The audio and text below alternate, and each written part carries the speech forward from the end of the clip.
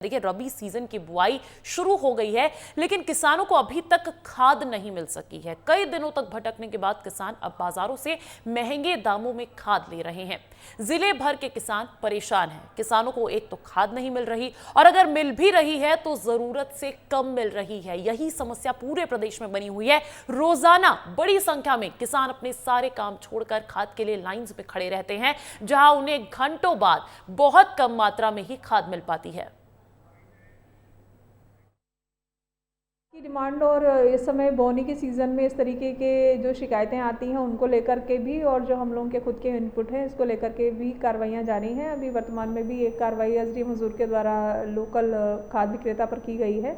उनकी जो काउंटिंग और बाकी सभी चीज़ों के वेरिफिकेशन प्रोसेस में है, तो जो भी कोई व्यक्ति नकली खाद या नकली बीज इस तरीके के कोई भी व्यापार में है और किसानों को परेशान करने का कार्य कर रहे हैं, उनके खिलाफ हम लोग कड़ी कार्रवाई करेंगे।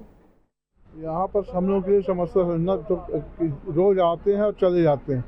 क्या इनका एक ही कहना, खाद है नहीं, ऊपर से ही खाद नहीं आ रही। जब सरकार भेजेगी तब तो हम लोग यहाँ खाद देंगे। इनका तो ये सीधे कह देते कि ये ऊपर से सरकार नहीं भेज रही है।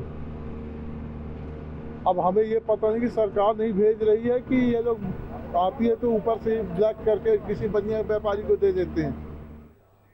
और देखिए, सवाल यही है और लगातार बना हुआ पिछले कुछ महीनों से कि आखिर खाद की कमी कब होगी पूरी। क्योंकि दो तस्वीरों के जरिए समझिए कि किस तरीके की स्थिति किसानों के लिए बन गई है। किसानों की लंबी कतार लगी हुई नजर आती है खाद वितरण केंद्र के बाहर। साथ ही साथ अब तो किसानों ने जिलेवार प्रदर्शन भी शुरू कर दिया है, क्योंकि किसानों की मांगे पूरी नहीं हो रही है। किसानों का लगातार प्रशासन पर आरोप लग रहा है, सरकार पर आरोप लग रहा है कि सरकार बोलती है कि उपलब्ध है, पर्याप्त खाद उपलब्ध है, लेकिन फिर भी निजी दुकानों से वो खरीदने पर मजबूर है। किसानों की जो लंबी कतार है ये एक तरफ आपको नजर आ रही होगी, तो वहीं देखिए किसानों का प्रदर्शन भी अब शुरू हो गया है इस समस्या को लेकर। इस खबर पर अधिक जानकारी लेंगे, मेरे साथ मेरे सहयोगी विवेक तिवारी जुड़े हैं, सीधा उनका रुख करना चाहूंगे। विवेक, क्या कतारों में कुछ कमी आई है? अब किस तरीके की तस्वीरें नजर आ रही हैं? अब किस तरीके के जो बयान है वो सामने आ रहे हैं किसानों के?